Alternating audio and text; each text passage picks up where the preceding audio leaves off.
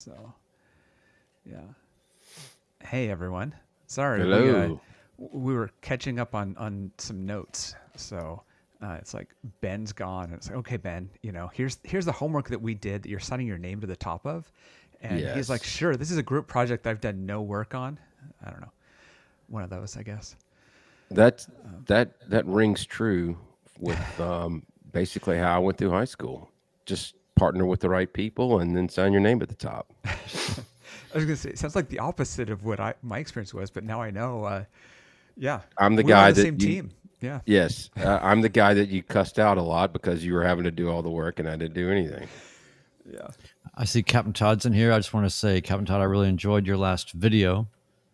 It was Why I Fly, and it was really good. I really I need enjoyed to it. see that. That's on my feed. Yeah, I I like his videos because they're super mellow. Yeah, Yeah, I am 4 weeks behind on all my subscription videos, so we're uh, getting Sanskrit. yeah. What is this? that's Well, I don't actually know. It's Greek.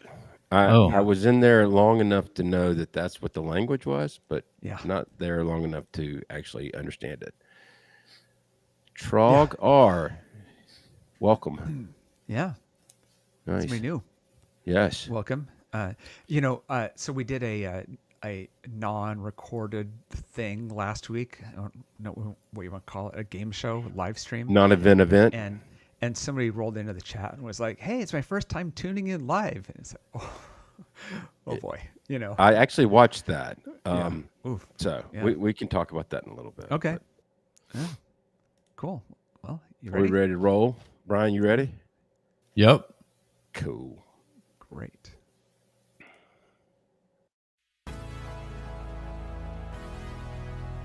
Welcome to the Midlife Pilot Podcast. What is it like to become a pilot in midlife? The challenges are unique, but so are the rewards. Hosts Ben, Brian, and Ted talk learning to fly, growing as pilots, and the joy of flying to destinations. The purpose of the podcast is not to teach, but to share knowledge and experiences. You definitely should not take any advice too seriously from an aviation podcast that uses terms like icing on the vegetables. Okay, checklists are complete. Let's get the show started.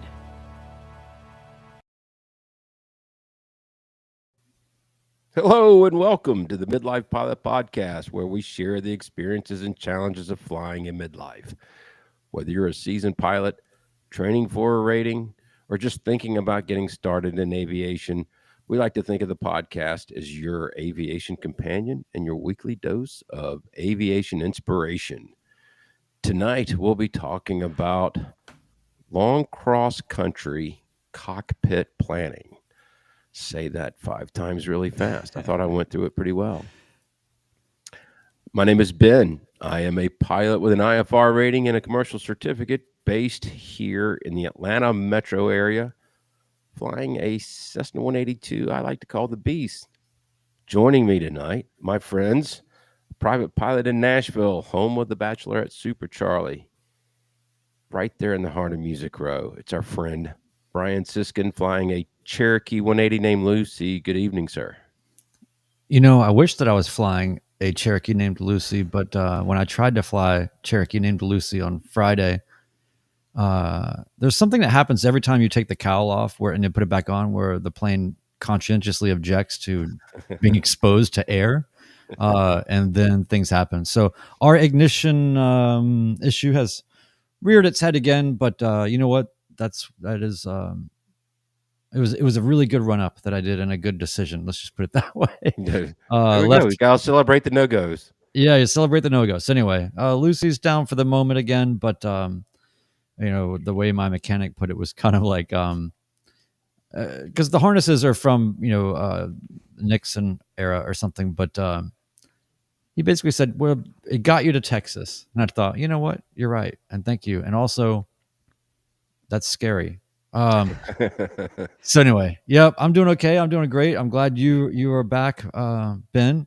And Thank you. the audience doesn't know you were gone because we've been putting out podcasts every week, but we did a Yeah. doubleheader last week so that you could go and run around. I can't wait to hear about all your international, uh, uh, trouble, whatever Yeah. you've been doing. And thanks for showing up sick. That means a lot.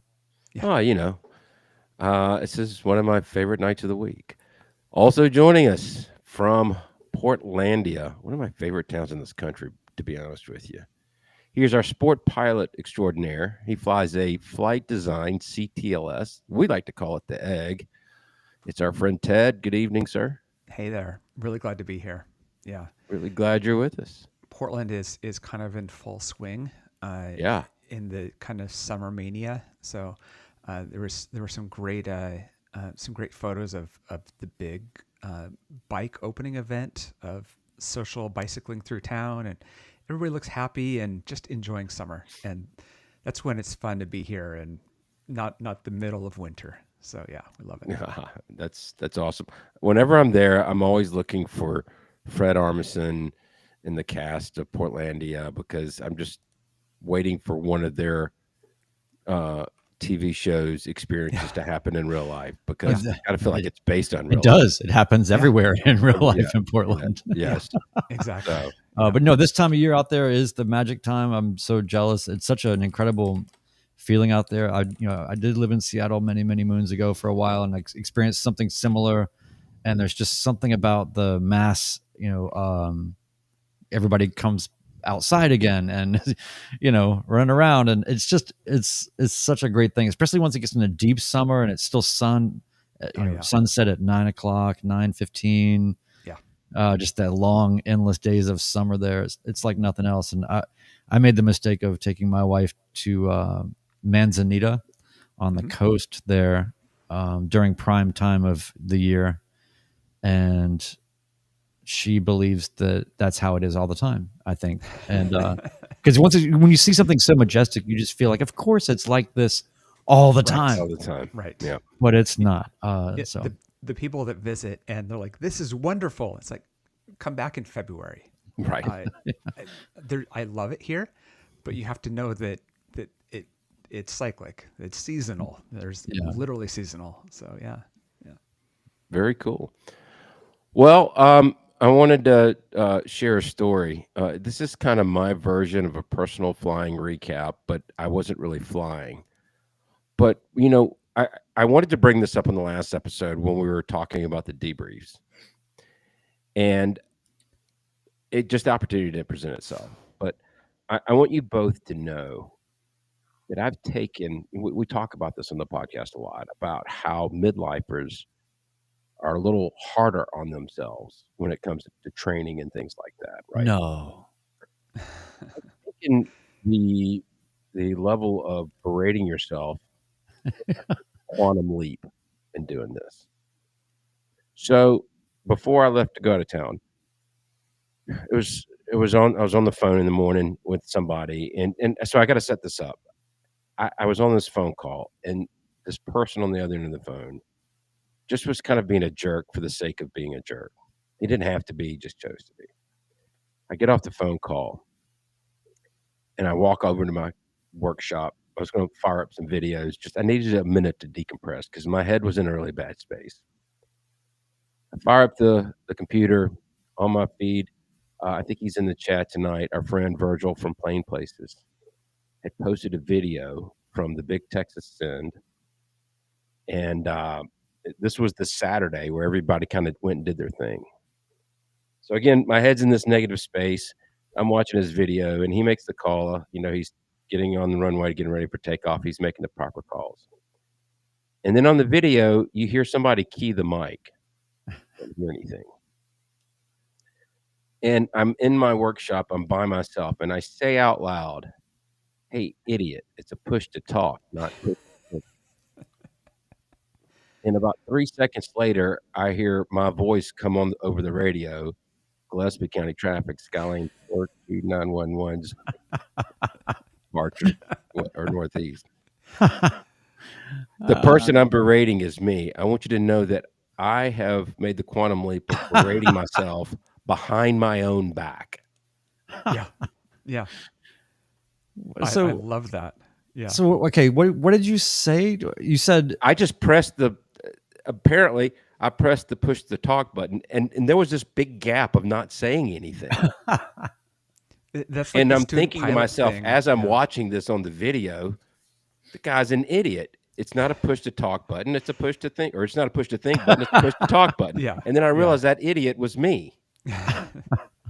Yes. That's the student pilot thing of clicking it and it's okay, what is it that I say next? What plane am I in? Where am I? Right. Yeah. Yeah. That was me. I was berating myself behind my own back. Yeah. I've seen some videos of people coming in and out of John Tune or airports that I'm around a lot, and I've heard myself on the. It's very strange to be watching someone else's flying video, and then all of a sudden you are on the radio, and it is startling. But I don't think I had one of those moments exactly, but I'm sure it was. I keep waiting to have one of those moments where I'm watching somebody's flying video and they're cursing me, for one of those things that I don't know, get mad at when you're flying in the pattern, or I don't know, what's this guy doing another short approach, or I don't know. If I cut somebody off by accident, I don't know, whatever, Right. I kind of want to see somebody just get really angry at me. It would be hilarious. Yes. Yeah. Yeah. Virgil is in the chat and he said, I made sure all your CTAF calls ended up in the cut. I love that. And our friend Peter T, we're our own worst critics. That's very true. That's I've just taken it to another level, Peter. That's all I'm trying to say. Yeah. Theoretically, Virgil, it would be very easy to take if we could just collect any bad radio calls that we have from Ben. We could centralize. We could make a repository of them and then find all the YouTubers that we can to just borrow from these little seeds of audio failure, and then just just have them be in the chat. Like you could just paste them in the audio of your video. It doesn't even have to be something you actively acknowledge. Right. But maybe we can just take the same stuff of Ben's push to think and then just get it into like 100 different videos. That's like the Wilhelm scream, where you recognize it because it's the same clip being put everywhere. We'll just have this clip of Ben with it clicking on and a delay, and then 42911. Just he's going to be at every airport now. I love That's this. right. Yeah. That's right. You were on the radio in my last video. I heard it. I watched it. You did just fine. I did just fine. So that's not all bad out there. No, you're good on the radios. Yeah. You like to be friendly with ATC though. You're like, hey, what'd you have for lunch today? You've called me out on that before, and that's not a bad thing. I'm not saying it's a bad thing. You're a naturally Southern, chummy, friendly person. But what I have made myself being aware of it is that some controllers don't want the chumminess. Oh yeah. So I'm reading the room a little bit better today now that you brought that out than I did before. Some of them just want you to check in and skip the pleasantries, and that's fine too. They've got other airplanes they got to control, so now I need to be back. Be better about it. Yeah. So, what about you guys? Any flying lately? Brian, we know about you. You tried, but you couldn't. Well, you had other plans. I did because remember I flew the weekend before because we did a pretend weekly. Yeah. So I'll just say real quick that I had a pretty great flying experience in that. I don't know if I've even mentioned this on the podcast, but maybe I did once briefly. But the original guys that I bought into the partnership for Lucy with, one of them passed away suddenly a few months ago, and him and the other guy were very, very good friends, and the plane was their means of communing and being friends, and they just really enjoyed having that plane together. When circumstances led them to get out of that partnership, and then I had to create a new partnership with someone else, all that, I could tell that it very much was troublesome to it's kind of like I don't know if you ever had a car or I don't know, something that you just really, really love, but for whatever reason you just couldn't hold on to it, and then if the person that now has that car is always saying, hey, do you want to go for a ride in your old car? On one hand, it's like, sure, but also I don't know if I want to stomach that, Yeah. Because it's painful. And so all that is just a long prelude to say I was able to take him up and go for a flight, and he had not been up in a long time. And, he's had a lot of stuff going on. So it was not only just good to fly, but it was just a good experience. So Yeah, I felt like I felt very rewarded by constantly trying to make sure that invitation in whatever way that works is always there. And so we went and just went to Owensboro. Ben, you did not show up in an albatross, but we still went to Owensboro and just got some barbecue and had a little hang. So it was some good flying and all that. And, no problems. The only thing that was weird is I experienced my first full GPS outage. Ooh. And I mean, I saw a screen on the 530 that I didn't even know was a possible screen that you could have. Giant yellow banner. Just have you seen this? No, I love that there's a failure mode. It's like the blue screen of death, but it's Garmin's yellow screen of death. Yeah, for having no GPS. And I believe because I've never had that happen. And maybe that's something that happens sometimes, and I just haven't had that happen. But I feel like there's been a lot of solar flares and a bunch of weird things going on, and we were out there in that area, and I don't know. I saw some conversations on another Discord server where they were talking about this GPS outage, and they were in southern Indiana, so they weren't. That's not far. No, that's my point. That's kind of where I was actually. There was. Yeah. So I'm sure that was part of the whole deal. So, well, it was quite dramatic. Right. And you're still able to find Owensboro and actually land the airplane there. Yeah. It was on the way back, and okay. Yeah, and I just thought, well, I don't know where I am. I don't trust this compass. We're just gonna fly away from the sun. The compass is spinning in circles. The GPS has a yellow across it. Yeah, totally. Yeah. It was like one of those 80s, like sort of ET vibe, right? Like stuff was, or Gremlins. Stuff was just starting to go crazy. Yeah. So anyway, it was a fun experience. Good rewarding flight. So nice. So that was really, really good. Cool. Ted, you've been able to get up in the air at all? Yeah, I've just done a couple of flights that are kind of like using the plane rather than flying. I went. It's funny. This airport that I go to, Independence, is 53 miles from my home airport, and I think every time about how great that would be as a student pilot. Like that's your perfect airport for distance. But I went down to Independence a couple times and worked on my friend's plane, his experimental that he's been working on, and it's we'll be doing something mechanical, and then we'll be doing something with electronics and back and forth on, kind of just solving a few problems before it gets back up in the air.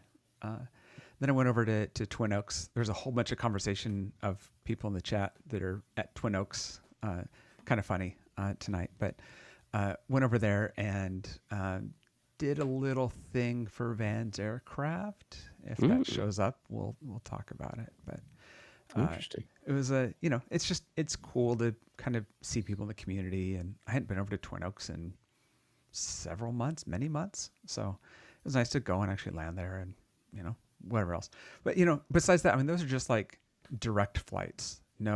Nothing very special. Right. I guess since we talked about this last, so this would be maybe 10 days ago, week and a half, 2 weeks. Time is hard to understand sometimes. I flew to the coast, and on the way back I had some time, and so I went to this airport that is one of those airports that exists on the sectional with an R on it. It's a private airport. You can't tap on it. There's no airport information, that type of thing. And so it's a private airport. You have to get approval before you land there. I had an open invitation, and I figured there'd be people there on the weekend because people live there. And I landed, I explored this place, walked through kind of these shops and saw a plane that both looked like it had been flown recently and had been there forever. Kind of a strange thing. So it was really cool. Just a cool, private airport you can just kind of like jump into, and little Twilight Zone, I guess, but it was cool. Well, quick question for you, Ted. I noticed in the Discord that you had shared some aggregate insights from your last mega trip, where it's hard to tell from tracing the map whether you are fleeing the IRS or if you are enjoying yourself. But either way, you put up some impressive numbers. Yeah. I can go pull those numbers really quick, but A land speed record for the egg. yeah. Why don't we roll through the belly scrub and I'll get back to that when we. Okay. Yeah. I knew you'd do that to me. Oh, you know why? It's not trying to segue into that. It's that I want to go find this thing and I can't get to it and talk fast enough. So I'm not a professional here. I'm just delaying. All right. So we'll have a competition. We'll see if you can find it before I get done. All right. You ready? Yep. All right. Go. We're grateful for you all making this the best pilot community that we know of, a positive space. We share everything from training experiences, share personal minimums, tackle ownership challenges, review flight plans, and best of all, make new aviation friends. Connect with us, join our Patreon community for $1 a month, or do a one-time annual Patreon, 25 cents per episode. Access exclusive content, including check ride debriefs, killing zone conversations, and more on the Discord. 10% supports Freedom Aviation Network's anti-human trafficking efforts. Watch us live on YouTube, Mondays, 8 p.m. Eastern. Share your stories at midlifepilotpodcast@gmail.com. We read all the messages, and you might hear yours on the show. For everything Midlife Pilot Podcast, community feedback, merch, and more, visit midlifepilotpodcast.com. Yes. And the belly scrub. We have a couple of new members on Patreon. I'd like to thank them. At the Hershey Bar level, we have Gita B. We're hoping we've got the pronunciation of that right, Gita.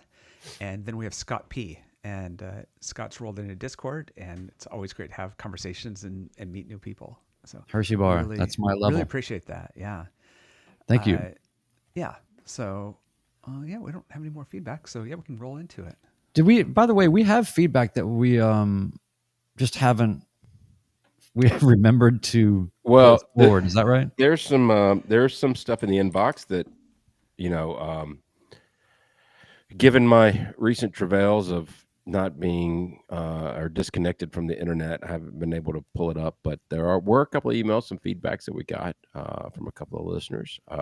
One of them just appeared in the chat. Our friend Lewis sent him some interesting. Welcome. He gave us a good topic idea that we're gonna look at that more deeply. Yes, we are. I've actually got I hadn't even seen that one. Yeah. What's that? I hadn't even seen that one. Yes. Yeah. I've got a quick feedback I can read. That's a 5-star review. Ooh. The only kind. Yes. Yes, and so we like to. We forget to ask people to leave 5-star reviews. Please go do that. Press buttons, do stuff. We've actually been, and by the way, we don't live and die by these things, but it is interesting to see. We've pretty much been in the top 10 of aviation podcasts for probably the last couple of weeks. Usually we'll get up there, and then as the episode starts to age, other new things kind of take it over that have recently published things. And then it kind of, I don't know what drives all this, but I'll say just thanks to everybody for just continuing to listen. And thanks for pressing play on your podcast player and then leaving the room, because it really helps our engagement numbers, apparently, where people, the algorithm thinks that you've listened to the entire episode all the way through. So, I'm not saying we need to set up like a Bangladeshi click farm or anything, but but we will if we need to. No. Yes.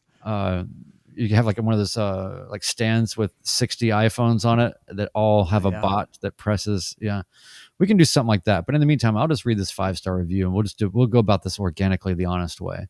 I like it. Nice little review here from Penzap. Newbie friendly. These guys do a great job of making you feel like you're just sitting around the living room talking about flying. They keep it very casual, yet hit on a lot of important topics for new pilots like myself. I'm about 15 episodes in currently and always look forward to driving so I can listen to the next episode. So thank you so much for that. And, 15 episodes in, I wonder, similar to OB, we want people to go backwards, not forwards, because it's just a little confusing. It's not a storyline. So, it is always interesting to hear the early stages of any podcast versus where they are now. I'm not saying we're that much better, but we're definitely better. Yep. And It's like, what happened to Chris? We don't talk about Chris. Yeah. Yeah. Hey, let's talk about Chris real quick. Let's talk about Chris. Let's talk about Chris, because Yeah. that was a great video he just posted. I'm so glad to see he's such a great example of, a lot of us met through him, and obviously he and I started this podcast back when. To set the scene, because not everybody's been here since episode 1 in our serialized drama podcast. Yeah. This is the Midlife Pilot podcast because Chris Moran is the Midlife Pilot. Yeah. And this podcast was originally on his channel because you take the name of his channel and add the word podcast to it. So when we talk about Chris, that's why we're talking about it. This was Brian and Chris's pod. So what's really cool is that he notably and openly would talk about the anxieties and the fears that he would have about flying as he was learning and even as he was getting out there as a private pilot. And I always appreciated that so much about how honest he was about these things. And it's so funny because on one hand, he's saying I'm kind of nervous or apprehensive about these things, but he's also wildly capable and aware and a very good communicator and on the radio, and he's a good pilot. So anybody can be nervous, but anyway, he's been really busy. Obviously, that's why he stopped doing the podcast with me, and or at least that's what he said. And then it was sort of like one of those divorces where it's like, no, really, you can take the house, you can take the car, you can take everything. It's fine. No, really, actually, I've got my t-shirt. That's good. I got my thermos. Yeah. I'm good to go. No, he had a bunch of stuff going on that he wanted to do, and he just wasn't flying as much. And he just felt like he wasn't able to contribute, honestly. And so it was a very dignified move that he made, really. He really just wanted best for what had been built in terms of the community and all of that. And so that was about, I don't know, a year and a half ago or something. Mm-hmm. And so he's been doing his thing, conducting music, all these things. And, he just finally has been getting back in the left seat and doing some flying and starting to film the flights and starting to make videos again. And he just published one on Saturday, and it was just made everybody really happy. It's just sort of, we're still close with Chris. We obviously went there for the 100th episode and recorded our 100th episode there. He's still directly correlated to all of these things, albeit in the background. So in this case, it just felt like, I don't know, sort of like having an old friend come back. So congrats, Chris, for making that video and for the ones you're going to keep making. But more importantly, just that you're flying and that you're enjoying it and you have a renewed, expanded idea of how you want to go about your flying. And so I just think it's great. So I just want to mention that. Well, and not flying was okay too. That's right. And we've talked about that with him, and the amount of flying you do doesn't make you more or less of a midlife pilot. That's right. You can have done this. Is that actual words? You can have never gotten in a plane and just be thinking about it. It doesn't matter. It's all, we're not judging you on what level it's at. Ted, the Southern equivalent of what you just said would be, if you done it. Done it. Okay. Yeah. My only contribution to that is Chris will always and forever be the OG. Yeah. I mean, it is. Brian, you're part of that as well, obviously, but as far as I'm concerned, he will always be the OG midlife pilot. So that's right. And we're glad to hear that. So, but yeah, it's actually, as soon as I got back from my trip, that was one of the first videos I watched when I saw that it popped up in my feed, or when you posted it in the thing. So, but yeah, so why don't we get to the main topic tonight? We're allowed. We have a main topic. We have a topic. Yes, we do. We're going to talk about cross-country cockpit organization. Yep. Would that be a fair way to describe it? Yes. Coming back from the big Texas end, a lot of us took some really long trips, and especially Ted. So you're going to kind of be the focus of this one. to kind of set it up, there's things that we have all learned. We're not CFIs. We say this every single time. Yeah. But we have had these experiences, and we've learned some things from them. Everybody's going to be a little bit different. You might have your own way of doing it. But there are certain things that I know when I'm going to be flying multiple legs with 3 hours or more, I do some specific things to get myself set up for it. Yeah. Now, Ted in the egg has to do the same thing, but he does it with 8-hour legs. Yeah. He's like building bookcases and stuff in there. Exactly. Yeah, and doing it in a plane that is the size of a Miata inside. So Yeah. in some ways it's easier because everything's within reach. In some ways it's much harder because there's less room. But yeah. Right. So, for me, I've said this before, I try to keep my distances 3 to 3.5 hours. But in that time, I know my lower back's going to start bugging me. I make sure that I have lumbar support. I have certain things that I do to make the plane. Now, I know this is going to sound shocking to y'all, but there are some things I need to do to make it ergonomically user-friendly. I know the Beast has some really comfortable seats in it, but it was built in 1968, and lower back support was not on anybody's mind back then. Other things like I have I just lost my train of thought. Sorry. Do you take your wallet out of your pants? It's always in the front pocket. Do you do like the Costanza wallet? No, I don't have a Costanza wallet, but I do know what you're talking about. Yeah. That's where you lose all your feeding. You're like, no. What I was going to say is, I kind of arrange my snacks and my drinks so they're pretty easy access to. Because, I just try to set the cockpit up. I know I've been with you guys, some of the listeners, you're filming and you have wires coming out of everywhere. Yeah. I can't do that. I've got my one wire coming out of the charger.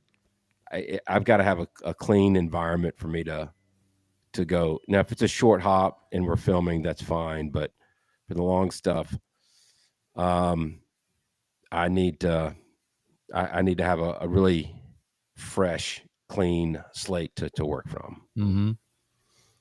I'm just curious about Ted with the long flights that you do.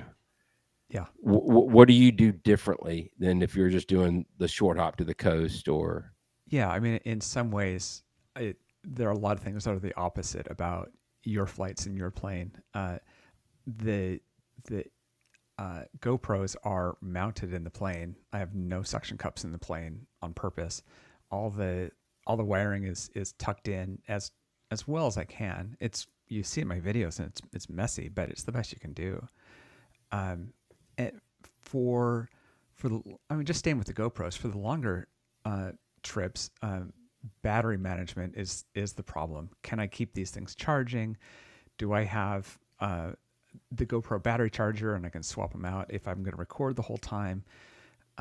All that becomes its own thing. And we've talked about recording in flights before. But just speaking of long legs, that's one thing. My thing, and this comes from doing long distance motorcycle riding, is working up to the distance and solving the complaints as the legs get longer. The seats are comfortable for me, for my size and the way the plane is shaped. I'm comfortable in them, and I actually try not to move around a whole lot when I'm in the seat because I find that I'm more comfortable than if I am always adjusting and all of that. But yeah, it's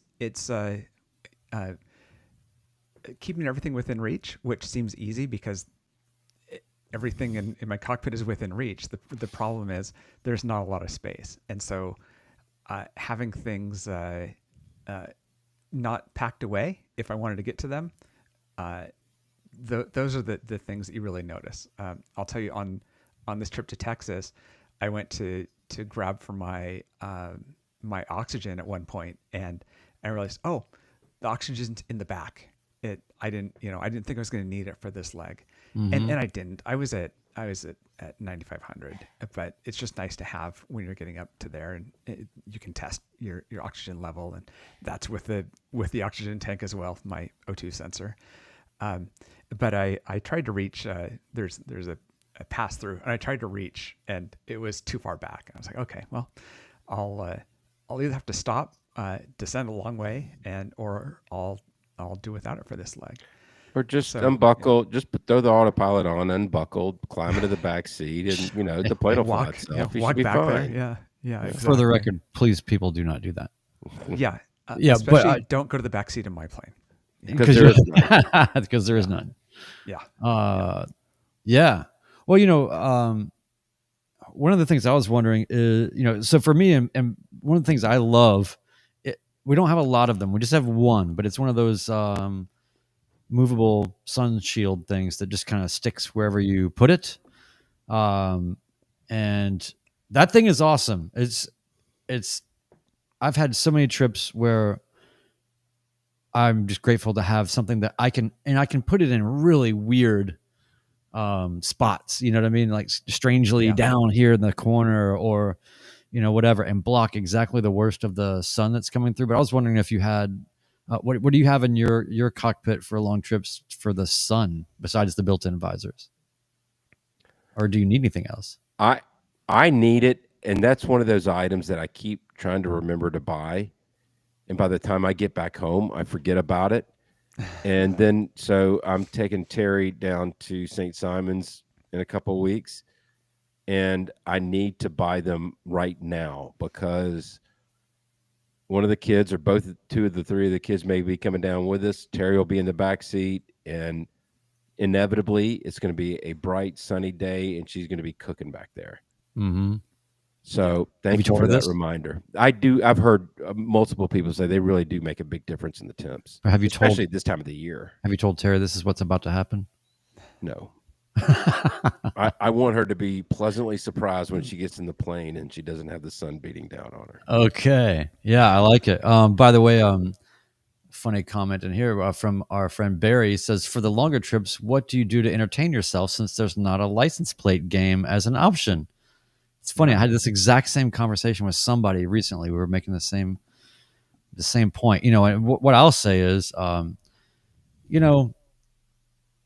friend Barry has a little bit of a venture he's running called Checkmate Aviation. And you know what you can do with a Checkmate checklist? You can use it as a sunshade, and you can also play word association games with it. So maybe that's a plug for him. But I just wanted to say thanks for again to Barry for making awesome checklists that he's been testing out with all of the attendees from Tango 82 Fly-In. I'm sure he's gotten a lot of really good feedback. So thanks for everybody taking him up on that and all that. But yeah, checklist. You can if it's laminated well enough, you can slice deli meat up there. You can do a lot of stuff. I'm wondering if maybe he couldn't put a Sudoku board or maybe a tic-tac-toe board on his checklist. Maybe something that's I like to play guess the frequency. What's your next frequency going to be? Oh yeah. Virgil has a couple here. It's spot the airport and spot the traffic. Definitely do both of those. Do a lot of staring down. What is it that I'm looking at? And can I figure out what town this is without looking at the GPS? I have a weird thing where I keep noticing people with circular driveways. Oh, huh. There's a lot of people out there in the country living like royalty. They've got these, curved, pull all the way through driveways. What a choice that is, right? You're living large if you can do that. Yeah. For me, one of the things I always try to remember in terms of longer trips is, it sounds silly, but it's really easy when you have prescription sunglasses and prescription glasses. If you're flying from day into evening or night, it's very easy to just forget that you have your sunglasses on, and then you need to make sure that you have your regular glasses where you can actually get to them. So there's that. I want to give a quick shout out also to our friend Lewis. When he was visiting me here at John Toon, and he was having a look at Lucy, he said, "Why is your fire extinguisher, behind your seat there, behind the back seat?" And was like, yeah. He's like, yeah, you need to move that. I was like, yeah, I know. And usually it's in the back seat, but somehow it got moved behind there and I hadn't noticed. Yeah. And so I'll just make a note to everybody to make sure that your fire extinguisher is within arm's reach. Yes. Yeah. Regarding the sunglasses, I kind of came up with a good solution because that was something that I did think about ahead of time, especially if you're instrument rated and it's really cloudy and then you take off and then you get above the layer and then it's really bright and then you have to descend back down. But we're not sponsored by them, but Flying Eyes, I have bifocals that are not tinted, but they have the magnetic clip sunglasses that you can add to them. So it's just pop on and pop off. So if you're in that situation, it does make it very simple. I have a Flying Eyes code, but I don't remember what it is. I'm looking for it right now. I was just looking that up too. Actually, so the code is Siskind. I actually just use it. Yeah, your discount code at Flying Eyes is Siskind. Yeah. Oh yeah. Yeah, I got Flying, and the reason I could do it is that it's in my email because I got my Flying Eyes a few months ago. And Oh, you did? I did, yeah. And the prescription lenses, and then with the magnetic clip-on sunglasses, which both good reasons to get it. Yeah. But I nerded out because I needed some way to have them within reach, and so I 3D printed a cubby. I'm not sure if any of you saw it, but in my plane, kind of right next to my leg, there's a cubby, and there's a slot that holds the case with the magnetic sunglasses. There's a cubby that holds the Flying Eyes case, and it's like perfectly shaped for that. It also has a slot for my phone, a slot for my favorite notepad size, and it has another extra slot for extra pens.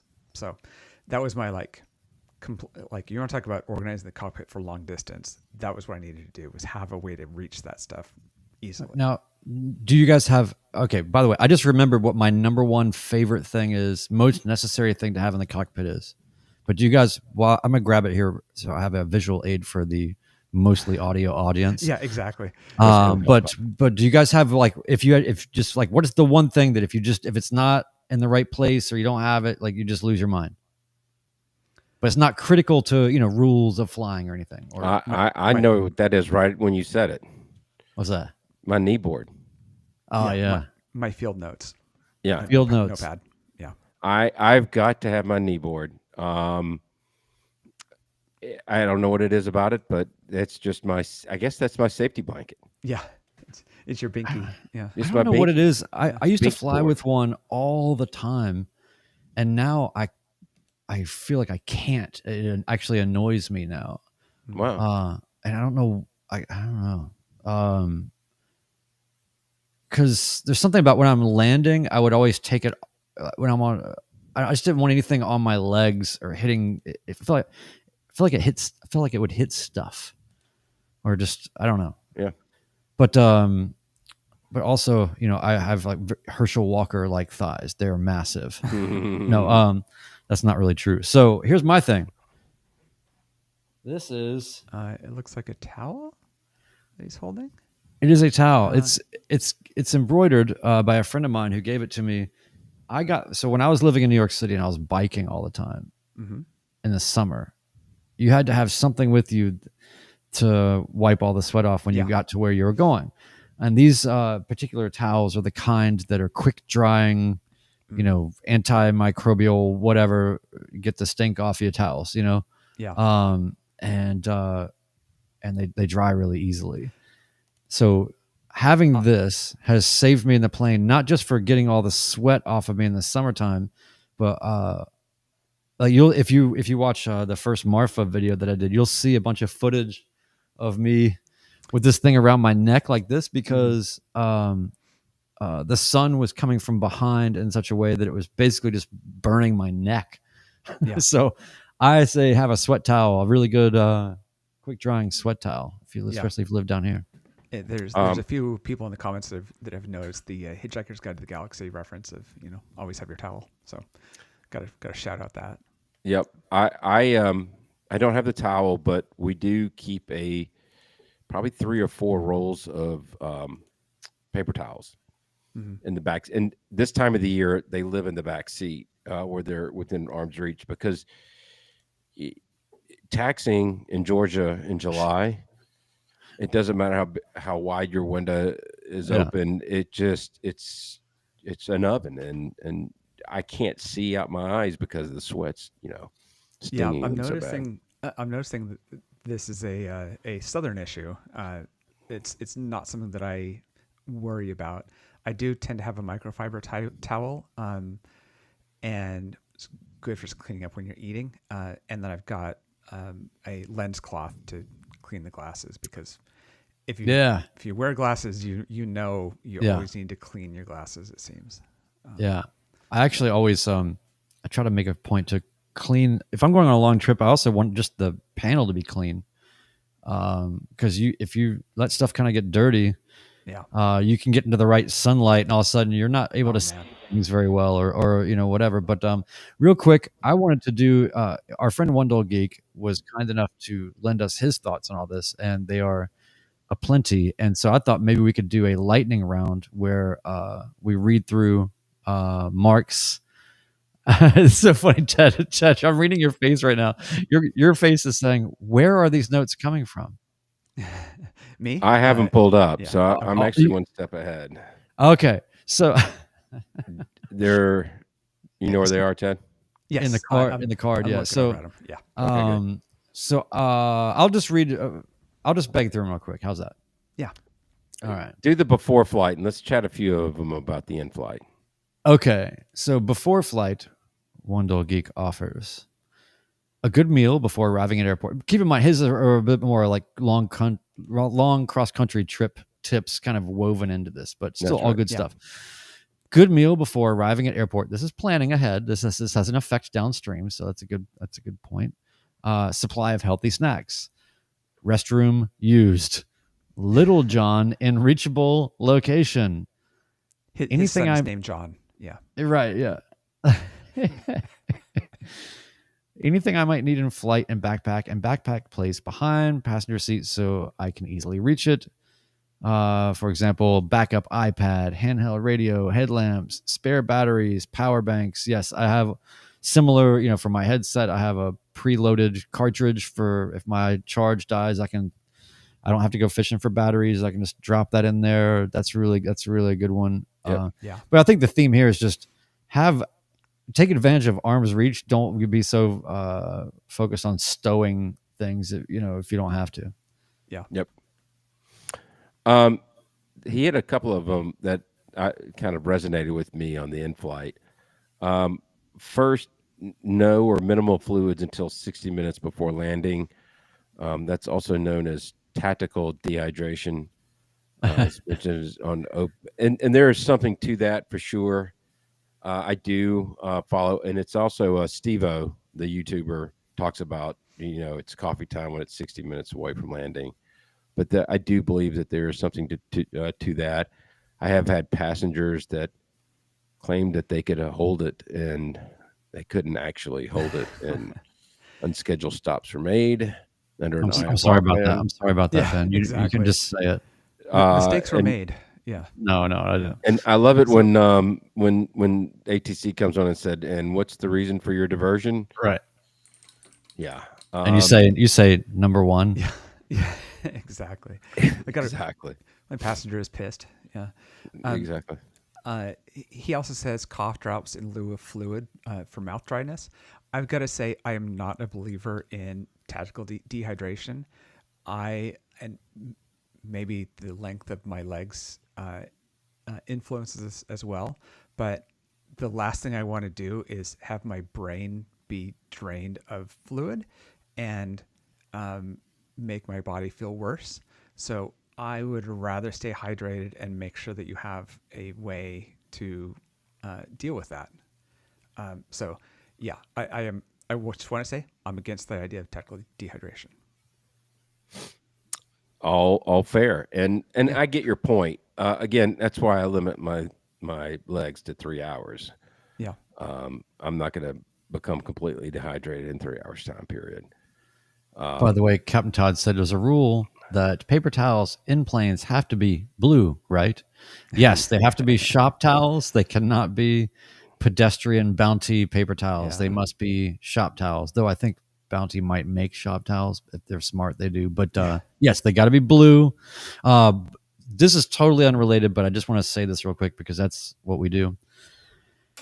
Was talking to a mechanic recently, this past Friday, and he was talking about how we were talking about Blackstone oil reports and how just incredible it is that they can get such incredible detail, you know? And he offered a story. He said, I was doing oil changes for this one flight school one time years ago, and they were getting reports from Blackstone that they were getting sodium in their oil. And we were trying to figure out how in the world do you get sodium into your oil? Where's this coming from? How's this happening? Well, it turns out the school had been making a bad habit of eating McDonald's, throwing the bags in the back seat, and then sometimes leaving them there and not picking them up. Or just taking long cross countries and just leaving them in there and maybe not getting them until the end of the day. But in the absence of having proper shop towels or even regular paper towels, they were having to use McDonald's napkins taken out of bags to wipe the dipstick when they were dealing with the oil. And that residual salt was enough to go from the dipstick into the oil and register with Blackstone as having sodium content in the oil. So is Blackstone telling them that they have a hypertensive airplane? Yeah, exactly. Yeah. That's wild. Yeah. Wow. So blue shop towels, yes, do that. Blue shop towels. I've been using Brawny paper towels. Apparently, I need to make that change. I'll make sure that happens the next flight. Yeah. He does mention one other one that I want to make sure that we hit. Extra diligence on fuel management. I do watch my gauges very, very closely on those longer flights. As I've said many times on the podcast, the very first thing that my first instructor told me during private training was never trust a fuel gauge. And those always seem to catch my attention when they're swaying back and forth, but they're going from half to quarter and then quarter to empty and just kind of fluctuating. I'm very mindful of that. And especially in R182, the fuel burn is not even. You can't just leave it on both the entire time. You have to burn off the right tank. I was going to ask you that. Yeah. So, when your fuel goes to the engine, not all of the fuel gets burned and it returns back to one of the fuel tanks. So the right tank gets a fuel return. And so it'll stay full when the left tank will be down to half. So we'll have to, usually after about an hour of flying, we switch it over to the right tank and burn it till it's even again. And then by then, we should be within 30, 45 minutes of landing. So, but it's just something, again, for those longer flights that you really do have to pay attention to. Yeah. I do 30 minutes on the first tank that I select and then an hour on the second and then go like that. Yeah. Have a timer in the cockpit that is just for your fuel. That's really what, I don't trust anything. I have the totalizer. I have a timer that goes off at 30 minutes, even though it drains evenly out of both tanks and has a header. So I don't have the fuel return going to a wing issue. Still check it every 30 minutes. That's right. Analyze I keep everything. Yes. I keep a gas can also with 100 low lead in the back seat. So, because that's one of the advantages of having a low wing. Just crawl off there and refuel it. You just get the passenger to do it, right? Because it doesn't make any sense for you to do it. You're flying. The Piper door opens on half the flights anyway. So it's on the passenger. You only have one door to open anyway. That's right. So it has to be it's hard. You don't want to crawl over to get to the other wing. That would be ridiculous. That would be ridiculous. Yeah. Good news and bad news. The bad news is we need more fuel. Oh, actually, it's worse news. It's in the left wing. That's gonna make for a bad day. Yeah. But but yeah, he says in his after the flight comment, which is analyze your fuel usage. How did it measure up to what you thought it was going to be? And I think it's especially easy on the long trips to forget about fuel, because you may have calculated that the distance, and then you forgot that the time varies because of headwinds, and so the reminders to check it in flight and then to analyze it afterward is really important. Yeah. Very cool. Anything else that we need to add to that? well, there's a couple of chats here. It'd be great to get to real quick Yeah. before we go. Sure. Have you ever heard of this? It seems like we have somebody new in the chat. Lord Mentor Alpha Juliet. Is that Lord Alpha Juliet, or is that Lord? Why is this? Who is this mentor? That's new to me. I don't know who that guy is. His little picture has him inverted, so that must be his evil twin, maybe. Yes. Well, he mentioned that I think valves used to have a sodium core, and that is correct. Yeah. Because he's the mentor. Yeah. Yeah. Any other comments? I did want to show our friend Barry, Checkmate Barry. My center console organizer is by far the best thing in my 182. Has room for cell phone magnetic sunglasses, oximeter, knee board, water, snacks, and backup radio. So I wrote a little note, look up 182 organizers. I've actually seen them before. Mm-hmm. We could use that in an airplane. I'll say that right now. We've got the little caddy down by the fuel selector, but it's meh. So how much space do you have there? How much space? Yeah. It's pretty wide. It's pretty wide. It's like a pickup truck with a little bit of room between the seats. Yeah. And with your seats, it's kind of like do you remember those den furniture things you would have in the 70s where they just went ahead and built a table between the two pieces of furniture, that the couches that had the almost like RV style things where they'd have the drink cup holder built into the furniture or whatever. You should go to like a custom van shop and just see what they got, I'm just wondering if it couldn't incorporate a separate ashtray from what we have on the incorporate that as well. That'd be really good. I've got two things I want to cover before we're done. Number one is we've talked about organizing. We've kind of touched around this a little bit, but what about food? What do you like having in the plane? Are you a no food, strategic dehydration in the plane only? What's your? Well, I'll say for me, I typically don't ever bring any substantial food, but I bring the things I like to have with me to keep me good is I'll take a banana before. You can't keep a banana in the plane, but I do find that my muscles like having a banana right before I fly, so I do that. And then I have found that honestly, just Cliff Bars are just super lightweight and filling and satisfying, and can endure all sorts of abuse in terms of temperature or whatever. And so that's good. I see people that get real crazy with food while flying, and I'm not really one of those people. But I will say that when I left Texas one time, I went to this sandwich shop, the best sandwich of my entire life. This place called Bordeaux, Bordo, in Marfa, Texas. Look it up on Instagram, and you're gonna want to eat every single thing that they have, because the pictures actually almost tell the story of how great their food is. But I had one of their sandwiches, this giant, leftover. I put it in the fridge the night before, brought it out to the plane at sunrise, took off, and then once it was about lunchtime, I pulled that thing out, and I realized for the first time how satisfying it can be to have just an incredibly giant, messy sandwich in the plane. And it was the best sandwich, probably, especially leftover, that I'd ever had in my life. Luckily, I had one of those big folding boxes that it came in, so the carnage was contained. But yeah, generally I don't do a whole lot. Maybe peanuts or And that's when lightweight Brian stuff realized. That's when Brian realized that the towel should be within reach. like that. That's right. Yeah.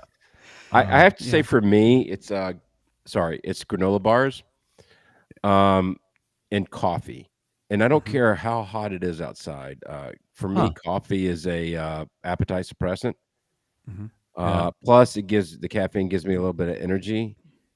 And the granola, I don't know. There's something about the granola that holds me over very nicely, and I'm not, still have an appetite when the next meal comes around. So those are I my kind of definitely, go-tos.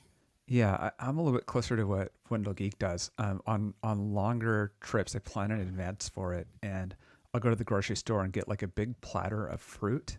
My favorite is a little bit of honeydew, some watermelon, things like that, and it's all cubed up perfectly. And so and then I'll get a deli sandwich. It's in a container, and don't always eat the deli sandwich, but that gives me a meal on a longer flight if I need it. And that tray of fruit just comes out all the time. You've got 45 minutes that's going to be pretty quiet and boring. Get that out and you're eating it and you're just, eating healthy. It's really nice. I will say, Yeah. I do have one other, is that when you go to the most remote airport with a vending machine that hadn't been tended to in 15 years, the Twinkies in there are usually really good. Yeah. Yeah, they are the MREs of the future. Exactly.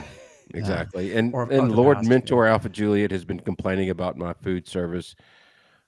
He always misses the memo that when he flies with me, I'm covering all expenses, but he's supposed to be bringing the snacks, and he's yet to do it.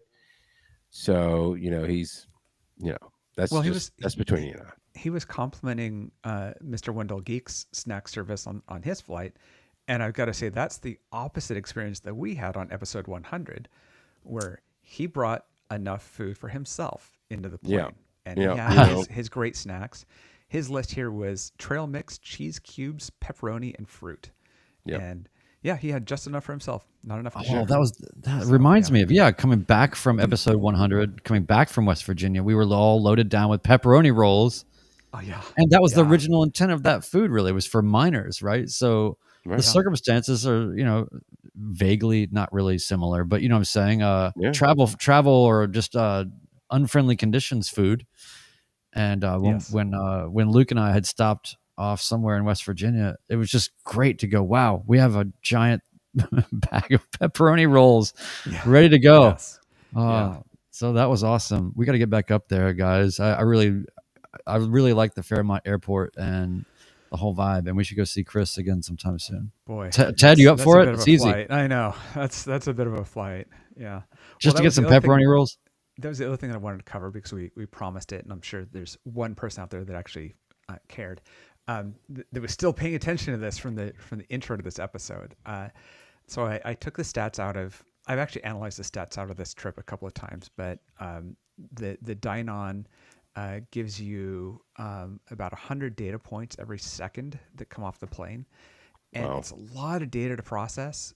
It's actually too much for AI to process, but I just kind of reprocess it locally and do that. But the data that I wanted out of it in this case was how far did I actually fly versus the point to point that Mr. Wendell Geek and I had calculated. And so I calculated it being about 5,100 miles. And it was actually 5,400 because I went circles some of that time. Laps in the and- pattern. Exactly. Waiting for the runway to be cleared off of damaged egg parts. But the one of the other stats that was in there that I was enjoying was the fastest ground speed segments, and a segment is 1 second long. But there's a whole series of them as I was coming down into Denver, which is Ben. You had noticed this before you even left on the trip, I believe. Yeah. That I had 159.1 knots, which is a pretty good ground speed. That's 40 plus mile an hour or knot winds. I'm pretty sure you were doing that when as you and I were coming into Tango 82 from opposite directions. Right, yeah. I'm quite positive you were hitting about 150 knots. I have a screenshot from FlightAware where both of y'all are in frame, and Brian's doing like 68 knots, and Ted was doing like 150 knots. And it was like, what world are we living in right now? I could have had somebody on the wing refueling, and it really wouldn't have been that big of a deal. That additional drag, we get it. Yeah. So what other stats? Anything else? That was fun to pull those out. Well, I had also shared this a little while ago, but I had done a bunch of analysis to figure out the airspeed changes from pants and no pants, and surprisingly, it's about a 4% gain to go pantsless. So the pants are supposed to help with aerodynamics. In this case, I believe they're too big, and so now I don't feel bad about flying without the wheel pants on. Although AI had no idea that I was talking about wheel pants, it kept trying to guess why I cared about flying with pants or without pants. It thought it had something to do with drag, but it couldn't figure out how the pilot's pants affected that. Yeah. So anyway, it was nice to cover all that. Yeah. Well, that's really cool. Just as a quick recap, don't forget to reach out to us and send us feedback. How do you plan for your long cross countries? Not the planning, but how do you set your cockpit up for long cross countries? What foods do you eat? Send us that information. Interact with us. We'd love to hear from you. Anything else, gentlemen, for the good of the order? Good. Well, tonight's bit of wisdom is more IFR wisdom for you, Brian. You ready for it? I'm ready. If it feels like you're flying sideways in a washing machine, congrats, you're an IMC. Signing off, episode 131 of the Midlife Pilot Podcast. Good night, everybody.